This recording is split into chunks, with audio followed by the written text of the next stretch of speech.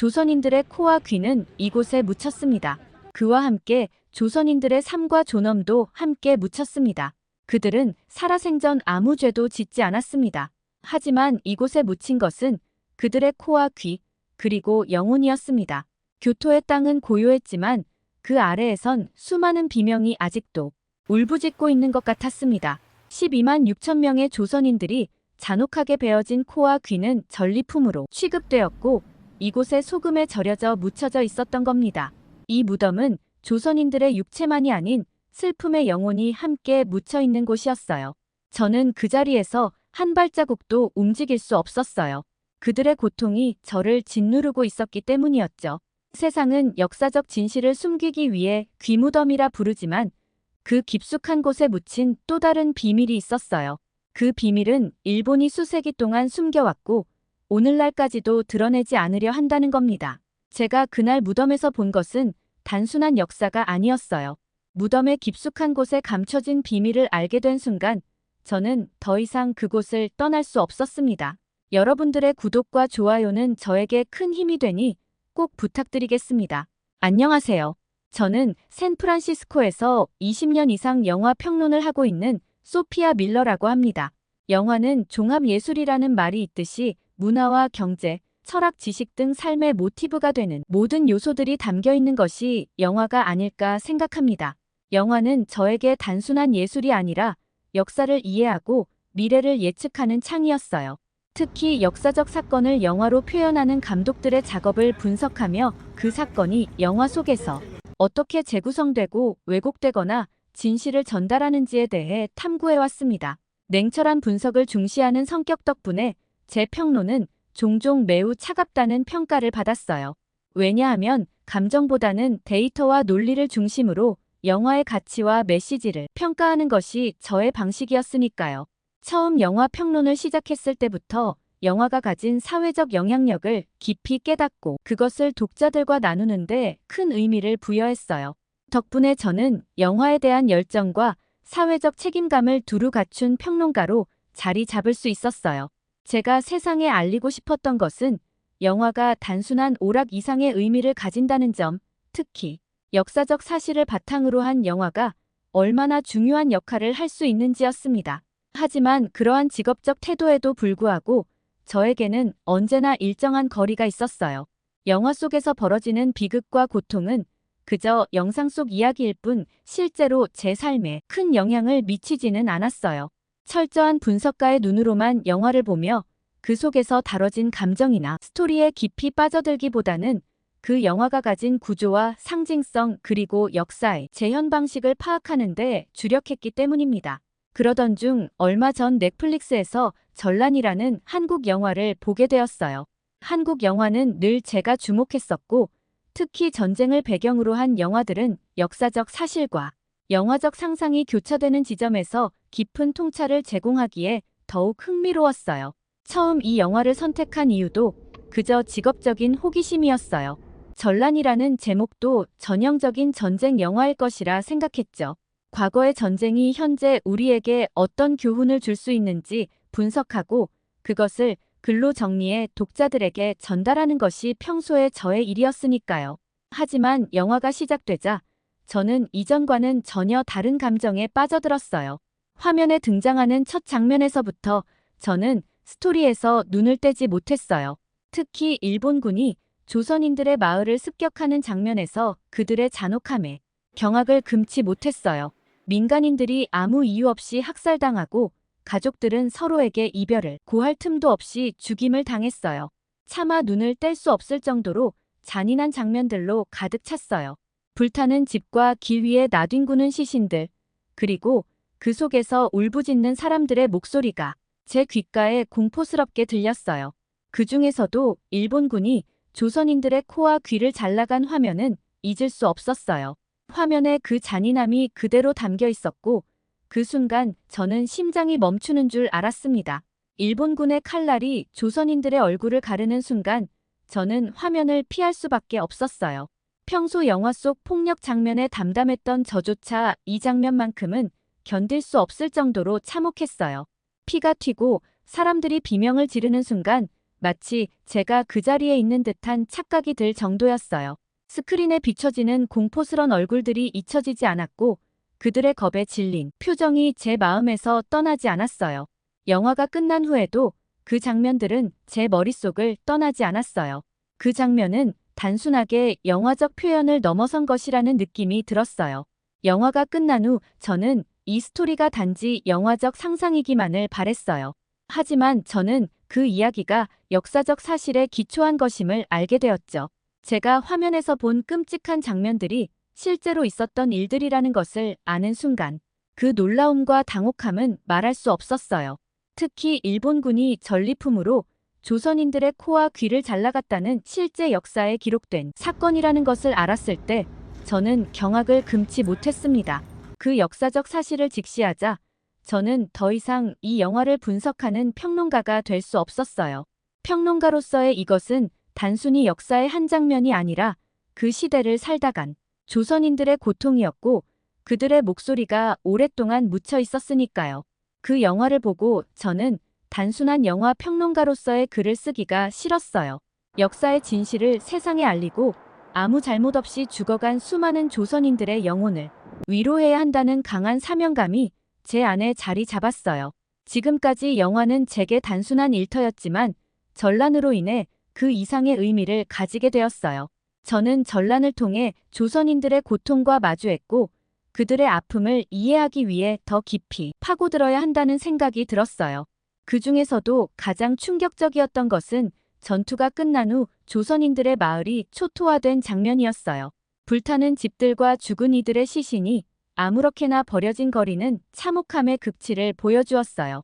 살아남은 사람들은 죽은 자의 곁에서 울부짖고 아이들은 부모를 잃고 큰 소리로 울부짖으며 몸부림쳤어요. 영화 속 일본군은 이 모든 고통을 그저 일상적인 전리품 수집 정도로만 여겼습니다. 일본군들이 떠나간 뒤 남은 것은 폐허와 죽음 그리고 끔찍한 공포뿐이었어요. 전란을 보고 직업적인 평론을 떠나 조선인들의 고통을 진심으로 이해하고 그 고통을 세상에 알리는 것이 제 임무라는 생각이 머릿속을 떠나지 않았어요. 저는 전란이 하나의 영상작품이 아니라 잊혀진 아픈 역사를 다시 세상에 끄집어내는 역할을 한다는 것을 알았습니다.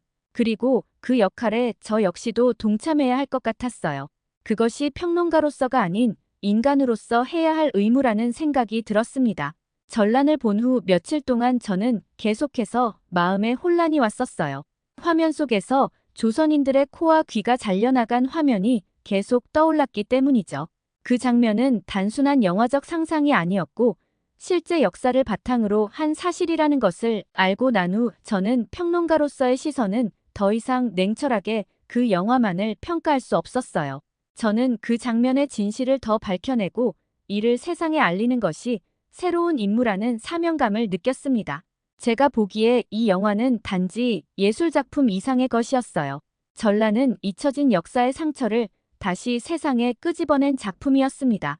저는 작품의 배경이 된 곳을 조사하면서 미미즈카, 귀무덤에 대한 이야기를 자세히 알 수 있었어요.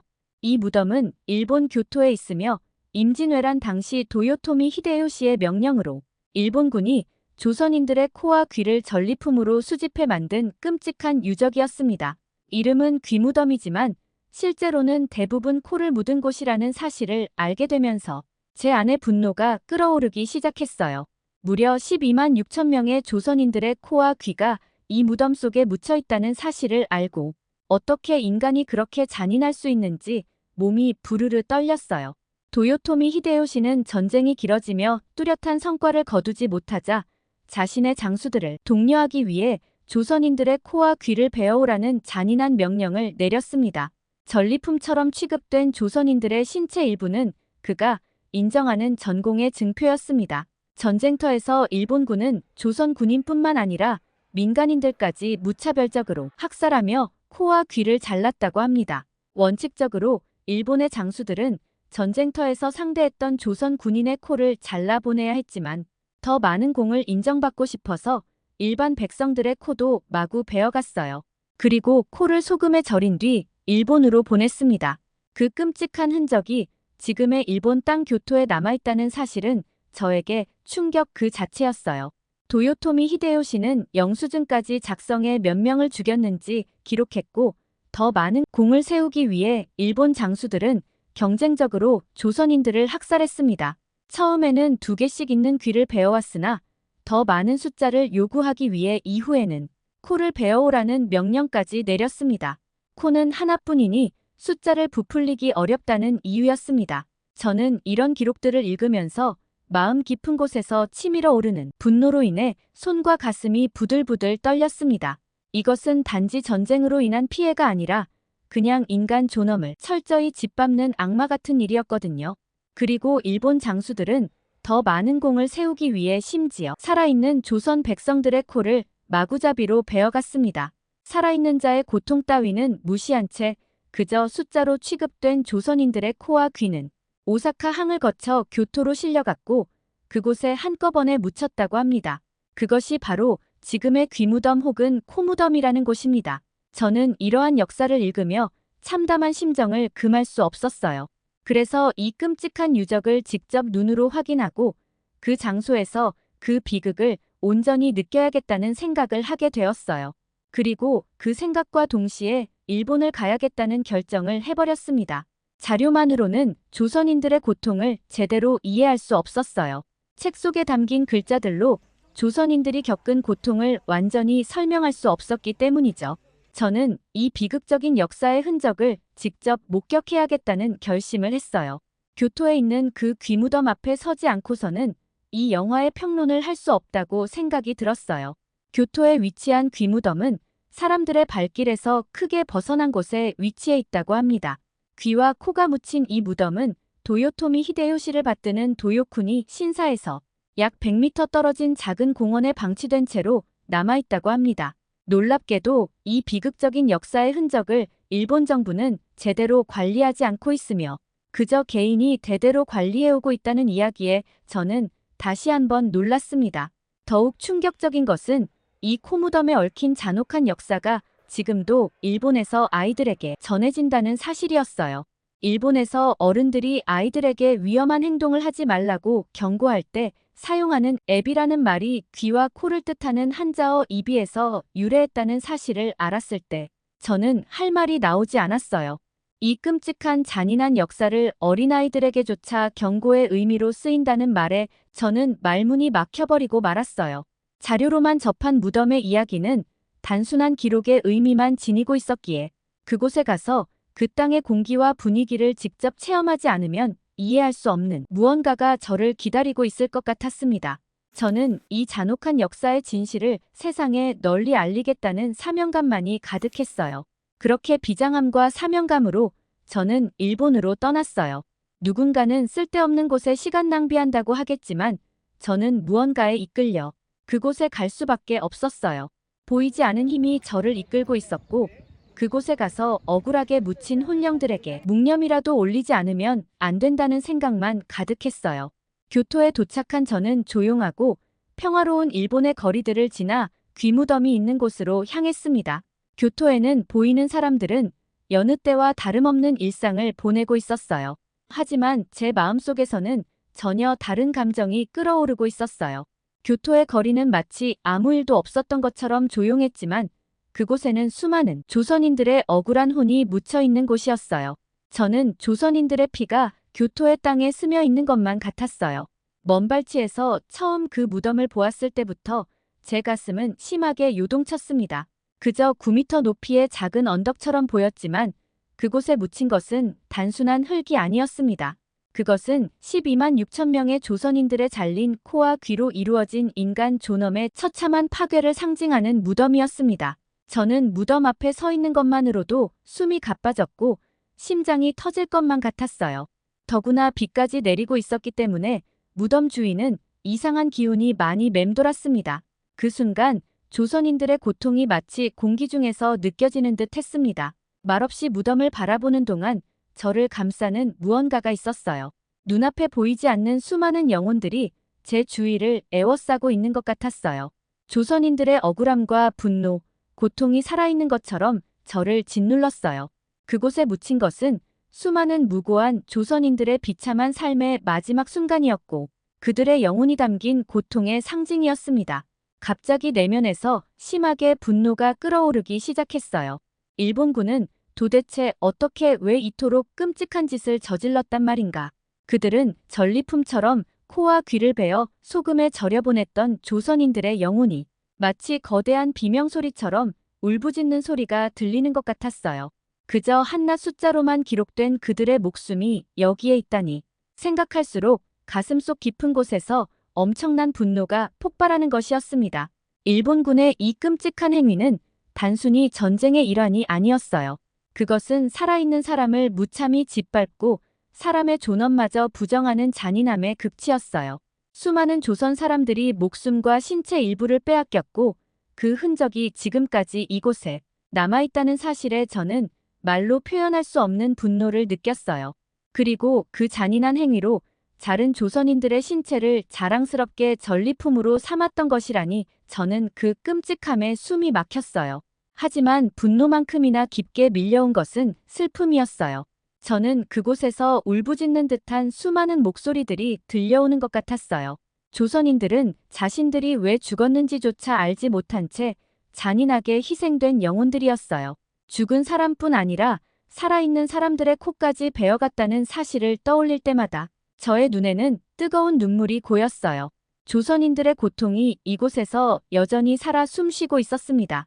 저는 그들의 목소리를 들을 수 없었지만 그들의 슬픔과 고통이 제 가슴속으로 깊숙이 스며들었어요.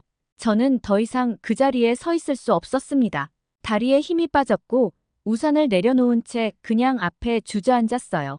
온몸이 떨리고 숨조차 제대로 쉴 수 없었습니다. 눈물은 제 의지와는 상관없이 계속 흐르고 있었어요. 이곳은 무덤이 아니었습니다. 이곳은 끔찍한 참상이 담긴 비극의 현장이었고 조선인들이 겪은 고통은 결코 치유될 수 없는 것이었어요. 제 눈앞에 있는 무덤은 이런 잔인한 비극을 감춘 채 마치 평온한 도시 속의 작은 언덕처럼 서 있었어요. 그리고 그 속에는 조선인들의 비명과 고통이 영원히 잠들어 있었습니다. 저는 속으로 외쳤습니다. 당신들은 잊혀지지 않을 것입니다. 그리고 이 끔찍한 고통의 역사를 세상에 알리겠다고 다짐했습니다. 그 순간만큼은 저는 평론가가 아니었어요. 이 무덤 앞에서 저는 조선인들의 고통을 대신 느끼는 하나의 인간이었고 그들의 목소리를 대변해야 할 사람으로서 여기에 서 있었습니다. 이 잔혹한 역사는 결코 잊혀져서는 안 된다는 생각이 가슴 깊이 새겨졌어요. 분노와 슬픔 그리고 무력감이 저를 휩쓸고 갔습니다. 일본의 잔혹한 역사가 이 땅에 여전히 남아있다는 사실이 저를 갈기갈기 찢어놓는 듯 했어요. 그래서 저는 이 고통을 반드시 세상에 제대로 알리는 것이 제가 해야 할 일이라는 것을 깨달았어요. 조선인들의 잘린 코와 귀는 그들의 고통의 상징일 뿐 아니라 제가 세상에 전해야 할 진실의 증거였습니다. 무덤 앞에 앉아 한참을 눈물 흘리며 슬픔에 잠겨 있었어요. 그곳에 잠들어 있을 조선인들의 혼령들이 저를 지켜보고 있다는 느낌을 받았어요. 그리고 그들의 억울함이 제 마음속에서 계속 울려 퍼졌어요. 조선인들의 삶은 일본군의 잔혹한 침략과 폭력 속에서 산산이 부서졌고 이제는 이 무덤에 남은 것이라고는 그들의 잘린 코와 귀뿐이었습니다. 저는 그들 앞에서 이 끔찍한 역사를 세상에 알려야 한다. 두 번 다시는 이런 비극이 반복되어서는 안 된다. 제 안에서 굳은 결심이 생겨났어요. 저는 지금까지 영화 평론가로서 예술과 역사를 분석하는 데 그쳤어요. 하지만 이제는 단순한 평론이 아닌 이 고통을 세상에 전해야 할 의무가 생겼어요. 조선인들의 잔혹한 희생은 오랜 시간 동안 감춰져 왔고 일본은 그 잔혹한 역사를 묻으려 했어요. 이 무덤 안에 있는 고통의 상징은 절대로 잊혀져서는 안 됩니다. 조선인들의 고통이 단지 과거의 비극으로 묻히지 않도록 이 참혹한 이야기를 세상에 널리 알리겠다고 그것이 제가 할 수 있는 유일한 일이자 조선인들을 위한 마지막 예의라고 생각했어요. 죽은 자들의 목소리는 들리지 않지만 그들의 고통은 여전히 살아있다고 생각됩니다. 그리고 그 고통을 잊지 않는 것이 제가 이 세상에서 할 수 있는 가장 중요한 일이 되었습니다. 일본은 그들의 역사적 범죄를 숨기려 했고 심지어 현재도 잘 모르는 사람들이 많습니다. 저는 무거운 마음으로 무덤을 마지막으로 바라보았어요. 조선인들의 고통이 다시는 반복되지 않기를, 그들의 영혼이 평화를 찾기를 간절히 기도했어요. 저는 이곳을 떠나겠지만 조선인들의 혼은 제 마음속에 영원히 남을 것입니다. 그리고 이 잔혹한 역사는 결코 잊혀지지 않을 것입니다. 무덤을 떠나면서 걸어다니는 교토의 거리들은 평화로웠어요. 하지만 이 도시는 단지 평화로운 풍경을 가진 도시가 아닙니다. 이곳에는 수많은 고통이 묻힌 곳이었고 그 고통은 앞으로도 계속 전해야 할 진실이었습니다. 그날의 결심은 제 인생을 바꾸는 순간이었어요. 영화 평론가로서 역사의 비극을 세상에 알리는 것이 제 임무라는 사실을 다시 한번 깨달았어요. 그리고 마지막으로 저는 혼자 속삭였습니다. 당신들을 잊지 않을 것입니다. 당신들의 고통은 이 세상에 전해질 것이고 다시는 이런 비극이 일어나지 않도록 당신들의 이야기를 전하겠습니다. 늦었지만 편하게 잠드시길 바랍니다. 저는 그렇게 다짐하며 교토를 떠났습니다. 여러분들은 일본의 무자비한 만행에 대해서 어떻게 생각을 하시나요? 소중한 의견들을 댓글로 많이 남겨주시길 바랍니다. 지금까지 시청해주셔서 진심으로 감사합니다.